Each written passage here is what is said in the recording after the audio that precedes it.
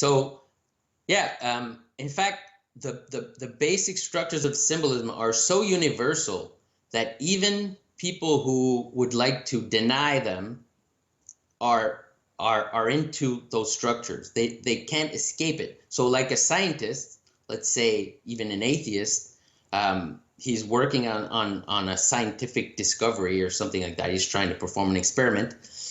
He can't escape the basic structures of symbolism. So what is this person doing? He's trying to unite a theory that he has, an abstract theory, a metaphysical idea. He's trying to join that with the facts that he observed. So this scientist he's a human between heaven and earth, trying to mediate between heaven and earth. He's trying to mediate his abstract theory with a concrete fact. So the scientist, whether he likes it or not, is participating in the symbolic worldview. He's a mediator between heaven and earth, whether he likes it or not. And when I say, I talked about this when I talked to Jordan Peterson, when I say heaven, I mean meaning.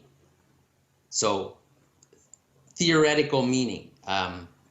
And when I say earth, I mean the factual reality, concrete reality. And that's what it means in the Bible, and that's what it means in pretty much all traditions. Traditional cosmology should not be interpreted in terms of materialism. Right. Because when you do that, it's ridiculous. So they're right, in a way. Yeah, exactly. When they laugh at religion, when they laugh at the religious worldview and the traditional worldview, they find it ridiculous. They're right. Because the reason is they're trying to look at it with their own lens, their own materialism. They're trying to look at something that's fundamentally not materialistic. So yeah, it doesn't work. It's ridiculous. But the worst part of that is that it's not just the atheists that are doing that. They're reacting to religious people doing that. Yeah, exactly. Yes.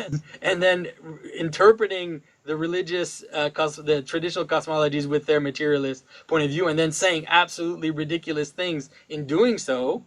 And so, so the atheist has every reason to mock them. Exactly. They're totally absurd. Why I have zero animosity towards atheists. I have zero animosity towards skeptics, because they're not responding to religion, really. They're answering to the problem of people who are essentially materialists and don't know it, and interpret the Bible, for example, with materialism, and even though it doesn't work, they still stick to it.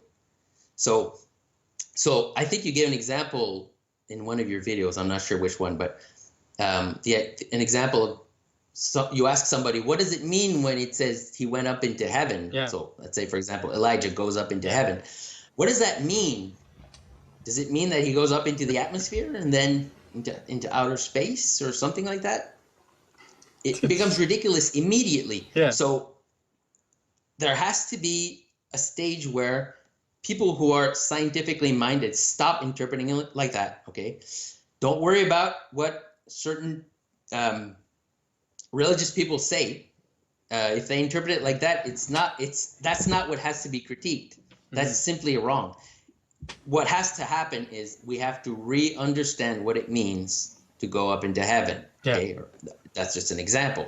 Pretty much everything has to be, in a way, reinterpreted according to a cosmology that allows it.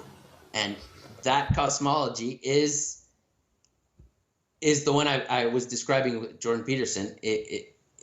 Man is a mediator between heaven and earth. And that's how things have to be interpreted in the Bible. Yeah. So when it says go up into heaven, you have to interpret it like that. Heaven has that meaning. It doesn't mean the atmosphere. It doesn't mean that.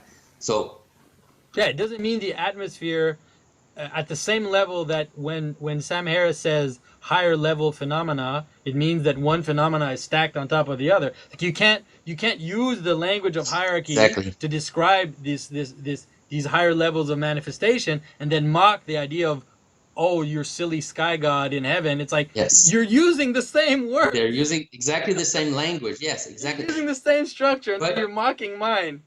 Yes, but that's the thing. They're not mocking your structure. Right. They're mocking the people who still insist on interpreting it in a materialistic way, as in the one you were just laughing at. It means going up into the atmosphere. So they are not mocking that. They're mocking the people who still interpret it in a way that doesn't make sense. If we can make people understand what it means, then I don't think there's going to be as much discrepancy between science and traditional cosmology. In fact, I think there's none.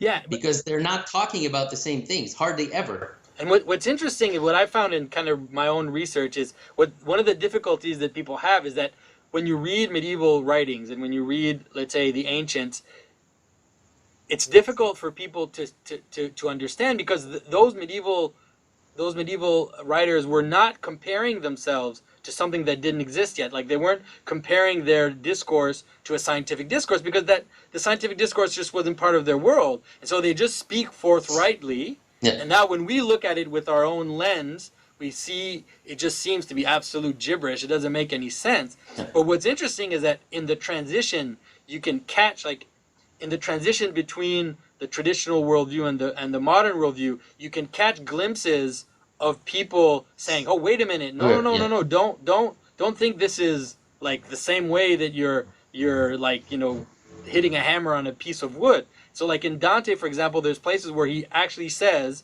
he talks about ascending into heaven and encountering higher spirits in the different heavenly spheres, and then he says, no, the spirits don't actually inhabit the heavenly spheres.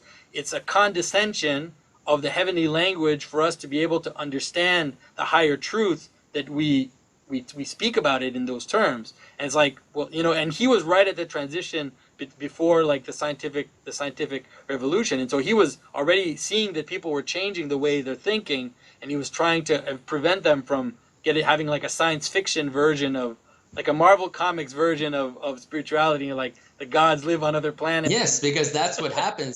That's actually a good point, because that's exactly what happens if you don't make the proper language shift, because the words shift.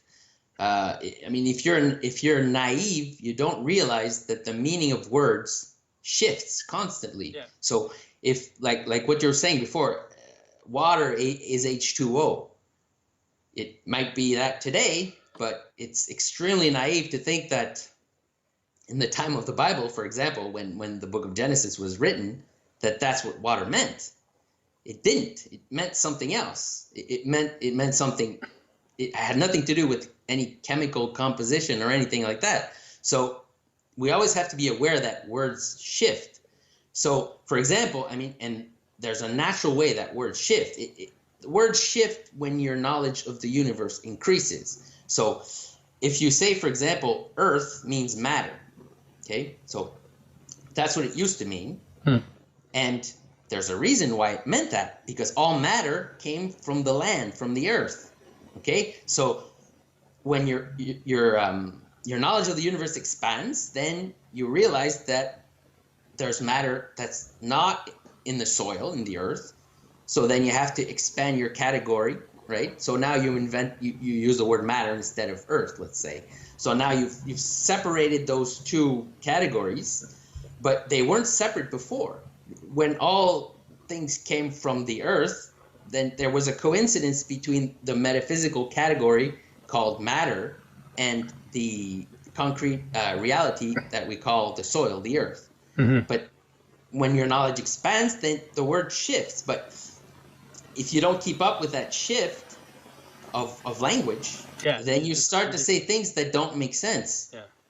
Anyway, the idea is we have to be careful not to interpret ancient stories with modern categories. And I keep repeating that because that's what 90% of the people who misread traditional stories and biblical stories do. Yeah. So it solves about 90% of the problems that people have when they read a text. So when you at least try to find a proper meaning for the categories, already the problem of the distinction between a symbolic interpretation and a literal interpretation usually vanishes. It usually vanishes right there. if you try to find the proper meaning of words, that dichotomy is usually enough to make it completely disappear.